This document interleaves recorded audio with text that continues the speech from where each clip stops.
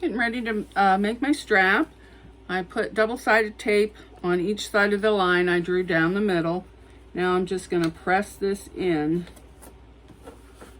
to the line, not over it, because you want to leave room for turning, or not turning.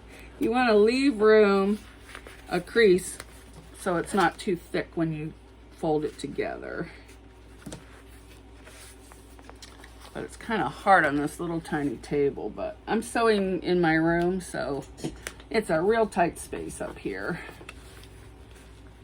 But at least I have some quiet up here. Downstairs, there's always a ruckus going on with the kids and the dogs and the cats.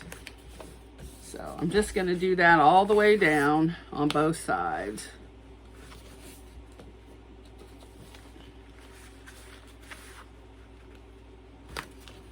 And I'm trying to put a crease, I'm putting a crease in it too as I'm doing it, so it'll be easier to top stitch.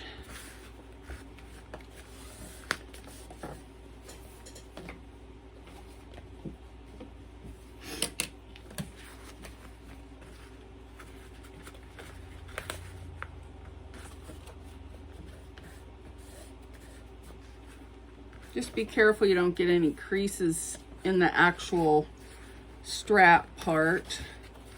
It's easy to do. If you do, you can just take it right back off the tape and redo it.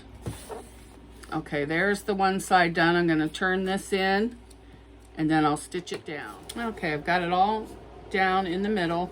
Now I'm just going to fold it in half and line up the edges and then stitch down that side.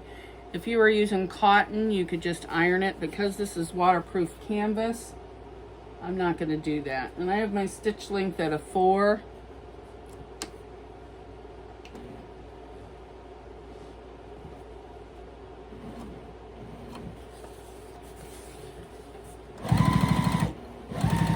Since this is new thread, I'm going to check. Oh, it's looking pretty good. I'm using Wizards and Waverly. It's a variegated thread, like a blue and a purple. So I'm hoping it really pops on the vinyl part. But I'm making this strap in case I screw up the other one or if I don't like it. So I'll show both straps. You do them the same way. Except with the vinyl, I always go like a 4.5 stitch length.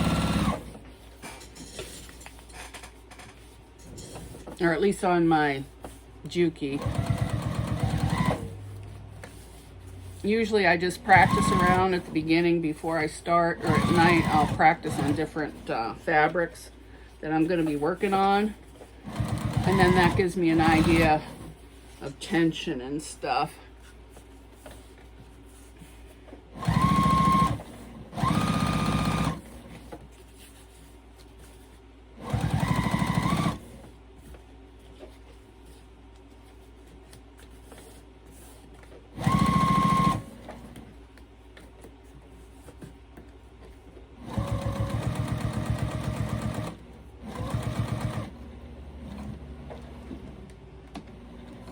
And if you have trouble keeping your seams straight, you can always use a compensating foot or even a blind hem foot, and it has a thing that you could go right along. You just butt your fabric up in, or you can just use a metal seam guide, anything you want. Tape, doesn't have to be high tech.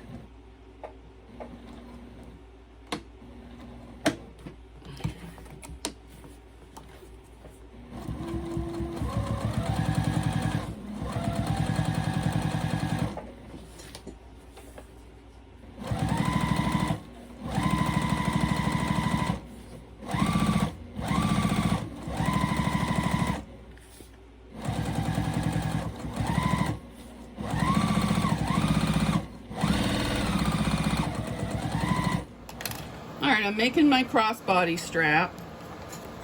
I put it through there. Now I'm just going to stitch the back of it.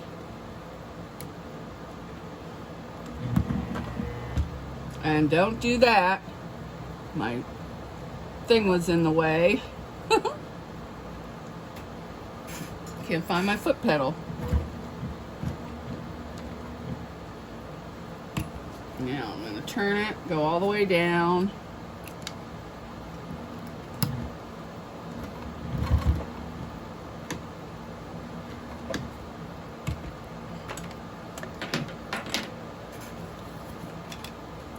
Go across.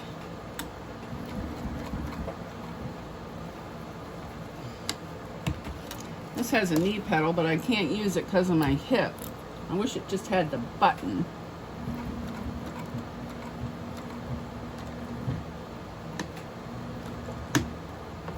And now I'm just going to do a X from corner to corner. I don't feel like doing rivets today, but you could do rivets if you want.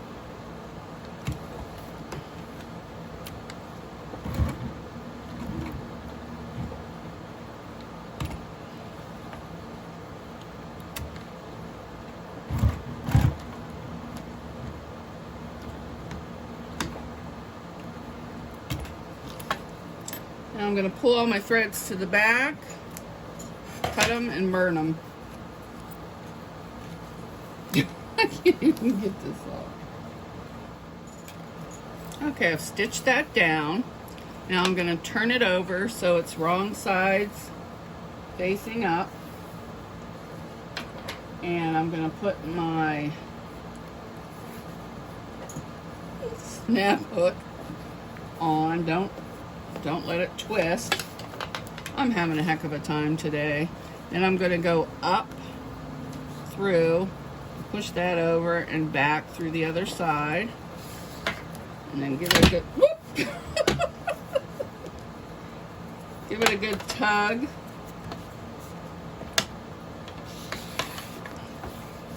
And there's your adjustable part. And you're going to put this on the other end